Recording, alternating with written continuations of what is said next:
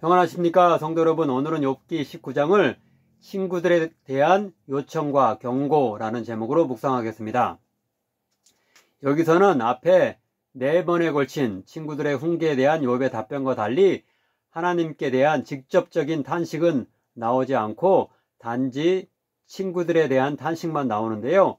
욥은 그의 가족과 지인 등 주변 사람 모두가 그를 멀리하고 조롱하는데 친구인 너희들까지 이토록 말로 나를 아프게 하느냐, 제발 나를 불쌍히 여겨 비판을 멈춰달라고 요청하고요. 다른 한편으로는 너희의 나에 대한 이런 부당한 행동이 종말에 하나님의 심판을 받을 것임을 경고합니다. 2절과 3절 그리고 21절과 28절, 29절입니다. 너희가 내 마음을 괴롭히며 말로 나를 짓부수기를 어느 때까지 하겠느냐. 너희가 10번이나 나를 학대하고도 부끄러워 아니하는구나. 나의 친구야, 너희는 나를 불쌍히 여겨다오. 하나님의 손이 나를 치셨구나. 너희가 만일 이르기를 우리가 그를 어떻게 칠까 하며 또 이르기를 이 일의 뿌리가 그에게 있다 할진대 너희는 칼을 두려워할지니라. 분노는 칼의 형벌을 부르나니 너희가 심판장이 있는 줄을 알게 되리라. 이제 본문을 차례로 따라가며 살펴보도록 하겠습니다. 첫째로 1절부터 5절에서 욥은 친구들이 자신을 말로 10번이나 학대하며 괴롭히고도 미안하지 않는다고 하소연합니다.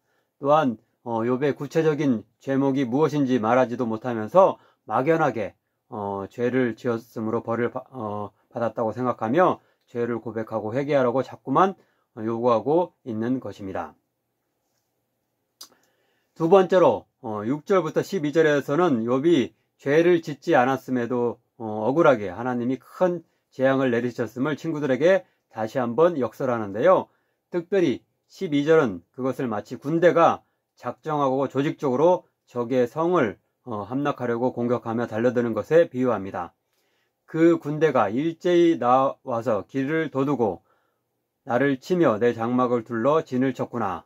여기서 길을 도둔다는 말은 성을 함락하기 위해 돌이나 흙으로 둔덕을 쌓아서 진입로를 만든다는 뜻입니다.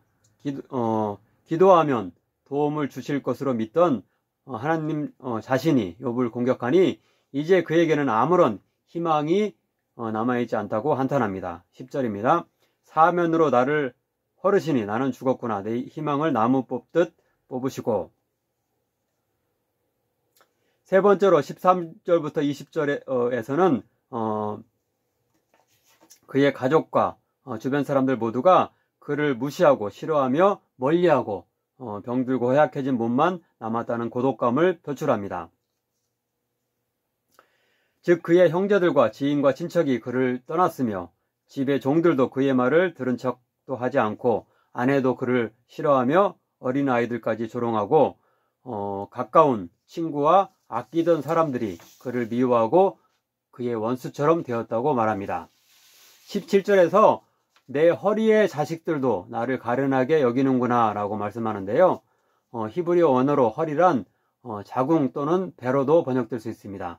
따라서 욥을 낳은 어머니의 자궁의 자식들, 곧 아버지는 다르지만 어머니는 같은 욥의 이복 형제들을 아마도 가리키는 것으로 볼 수 있는데 이것이 이렇게 좀 더 자연스러울 수 있습니다.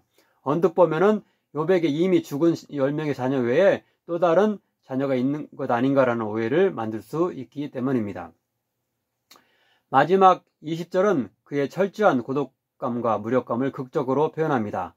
내 피부와 살이 뼈에 붙었고 남은 것은 겨우 잇몸뿐이로구나. 주변 사람들 모두 가족들까지 다 자신을 떠나고 오직 자기 몸도 이제 성하지 않고 이제 그 잇몸과 그리고 간신히 피부와 살만 뼈만 앙상하게 이렇게 조금 이렇게 피부와 살이 붙어서 뼈만 앙상하다고 이렇게 자신의 이렇게 비참한 신세를 이렇게 토로하고 있습니다.